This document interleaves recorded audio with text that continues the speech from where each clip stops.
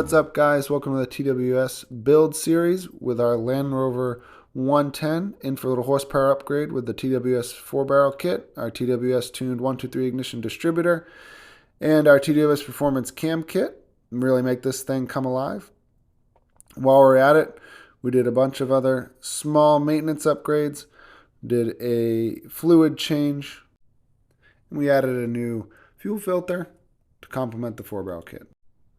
And lastly, just wanted to give you guys a few before and after. So here's the before. Got a little progress pic.